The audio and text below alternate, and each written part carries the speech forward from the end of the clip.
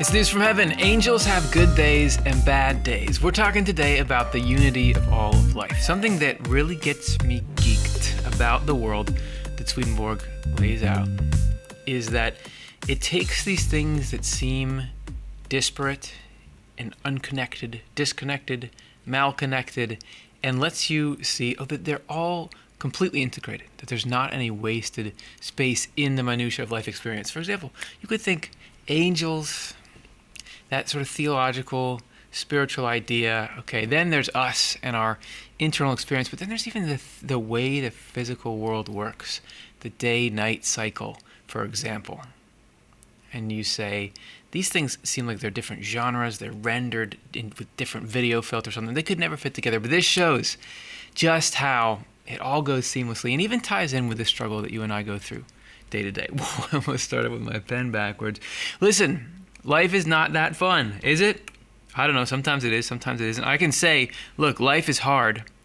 And some of the people watching this, yeah, it's hard. It's hard right now. Actually, it's been pretty hard for me recently. Although today is a really good day. So for other people, they're feeling like, hey, life is pretty good. Why is it like that? And I would wager that even though you may be under siege right now, there have been times when you're not, right? So why do things fluctuate so much? Why can life be both of these things? Almost like the cycle of day and night. And can we, by knowing about the internal day-night cycle and the same cycle that angels are under, I'm giving it all away before we get there, can we actually learn not to panic when it's night? Because when it really becomes night, nobody's worried that the sun's not going to come up.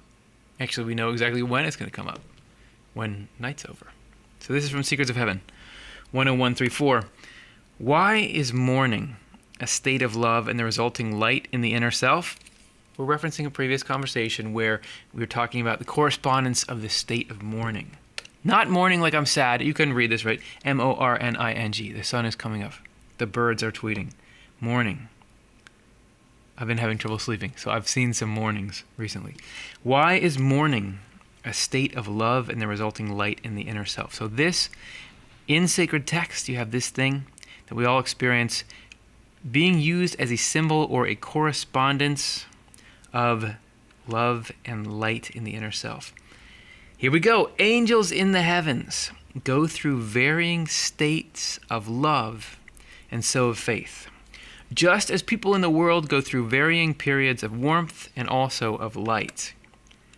What are you talking about? We don't go through varying periods of warmth and light. Those periods, of course, are morning, noon, evening, and night. So here you have this parallel, the physical world and the spiritual world. Come on. This is cool. So down here, yeah, we're on this globe, and we're sitting here, and we're spinning, and it just so happens that because of where Mr. Sun is, black hole sun, if we're on this side, we're in the shadow on this side of the light. That's all fine. You know that. But here, up in angel land, where things are blue, where they are relative to their sense of self or their negativity, right? Because even angels, this is us. Hello. This is you. You end up there through the process of regeneration. You become an angel. That's what, it doesn't matter if we signed up or not. That's the plan. Although you can refuse it, but don't do it. So you have the Lord, who is love and faith. And angels make the same rotation, just like here. You have this whole life based around we're moving relative to the sun. Angels move relative to love, because what is love? Love is the Lord. Wisdom is also the Lord as well, united in those two, and they're both irradiating out as the Lord from the sun. So you have a total parallel, but with totally different things. That it would seem sort of silly if angels, it's nighttime, from a physical darkness, the thing that gets angels down. And listen, before we shatter your conception of angels, yeah, they go up and down a bit. We'll go up and down a bit when we're them, but it's to continue to get better, right? And that's the process that we're going through as well. So angels go up and down because of what? Periods of love and so of faith. So what motivates your heart, and as such, what you understand, your recognition of the truth, what you believe. So in the Word, morning symbolizes a state of love, noon a state of clear light, evening a state of dim light, and night or half light a state of dim love. Just to say, I know we're getting a lot of chit-chat in here, not so much reading, but listen, whenever you go into the Bible, or if you don't like the Bible, because you think, what's it talking about all this weird stuff that doesn't have anything to do with morality and what life is actually like, with correspondences in hand, go in there, and whenever we see it talking about morning, whenever we see it talking about morning, noon, evening, why is the Bible talking to us in those terms? Because those are the terms we know from this world, but they can be a bridge, because we don't have reference to what's a change of love or faith, we can understand, it's kind of like nighttime. It's like the nighttime of the Spirit. So whenever you see that stuff in the Word, just know that's what's going on. Plus, nature is the original word. That was what the earliest people read like you read a sacred text today. So you go out there, when you see the cycles actually moving, when you see it go from morning and experience it from going from night to morning, then you know that is showing you a picture of what the Lord does in angels' hearts and minds and in our hearts and minds. For the idea that these variations of state occur in the heavens, see all these numbers, the best cross-referencer of all time, Emanuel Swedenborg, for the idea that morning there is a state of peace and innocence and consequently of love for the Lord. Look at this abundance. Hey, Swedenborg was just trying to get anyone to listen to this. Hey, if you want to listen, if you want more, we're not going to leave you hungry. We're not going to leave you thirsty. It's all there. That noon is a state of clear light. That evening is a state of dim light. Interesting that you've got it's not just that there's obviously one that's better. In the morning, peace and innocence and love for the Lord, which is probably the happiest state, but noon is this clear light. So we ourselves can't just be monolithic beings that are just all love. You have your wisdom cycle as well. And that there is no night in heaven, only half light. I'm not saying there's not stars. He talks about stars in heaven, but somehow it's not quite the same as night here. And so in the angelic mind, you never go out of love. You just get less of it. Half light symbolizes a state of dim love. The reason morning symbolizes a state of love and resulting light in the inner self is that when angels are in a state of love and light, they are in their deeper self. What makes an angel, right? We talk about how each of us has an outer and an inner self. And it's not body and spirit. I think I mentioned this in the last episode. It's not body and spirit. It's your superficial characteristics and your deep characteristics. It's who you really are and sort of the facade that we put up when we're living. The inner core of that, the Lord has his hand in. Right? That there's a part of us that is divine. Not that we are divine, but that the divine is there. Well, at times Swedenborg describes, he says, the inner self is the Lord's.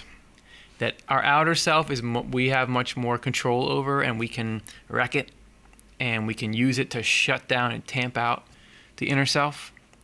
But there's an inner self in there that is good. And even, I think I recollect Swedenborg even seeing, a totally evil spirit. So this is a person who was completely chosen. Hey, I would love to do everything that sucks. I want to harm people in all these kinds of ways. I want to throw away my sense of rationality and all this stuff. That's how you get to be an evil spirit. You have to opt out of the angel program, right?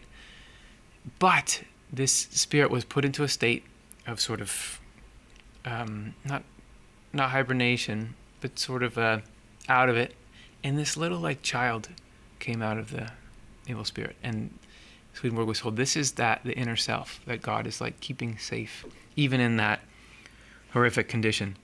So you've got it in there. Why are angels so great? Why are they so loving? Why, when people experience them, do they have this amazing presence? It's because it's the inner self in them. In us, the inner self is pretty buried in there.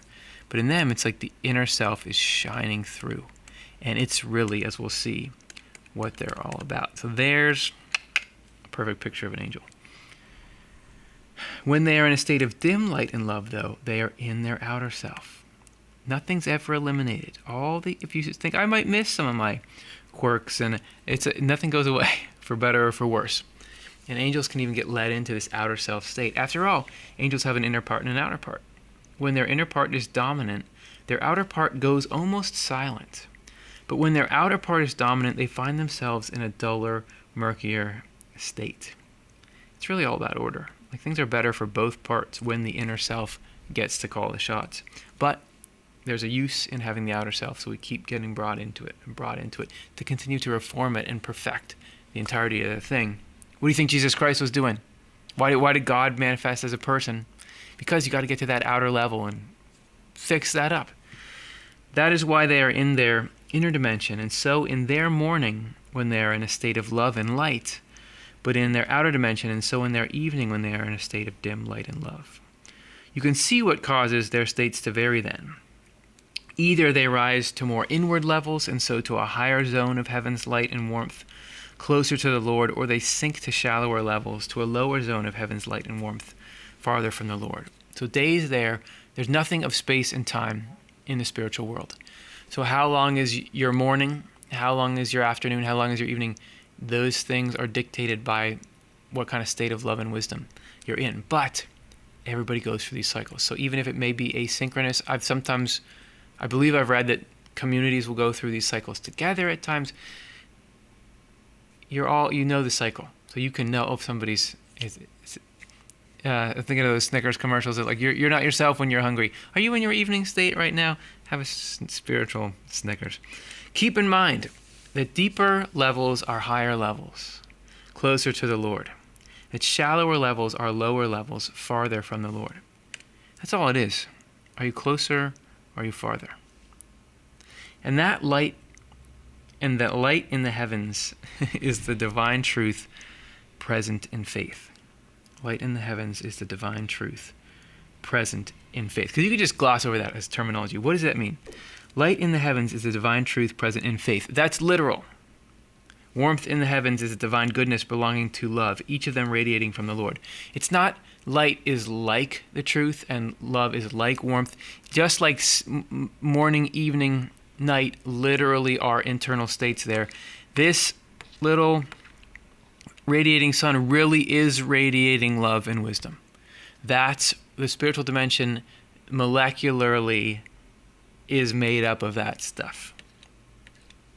That's where we get our love and wisdom from, that we have a part of us that can tune into that. You don't get photons from it. You get photons from the sun here, but you get love and wisdom from the spiritual sun. That light in the heavens is the divine truth present in faith. Why? I read that. After all, the Lord is heaven's sun. God is the Son of Heaven. Not that God put it there. That's what heaven is being arrayed around the Lord like the planets are arrayed around the sun in our solar system. And that light, it's just like everything in the world is trying to pull me back to reread this sentence. I'm not going to do it. I read it 100 times. Sorry. After all, the Lord is the heaven's sun, from which angels have all their life, and from which we therefore have all our spiritual and heavenly life. I told you. This is why they said without God you would die instantly. Because you're already, let alone God is the force powering this physical world. I don't know exactly how that works, but right now we have a lifeline connection to all the spiritual sustenance we need from this spiritual sun.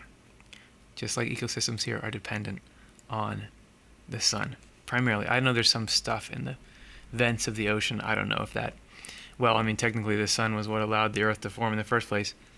I digress.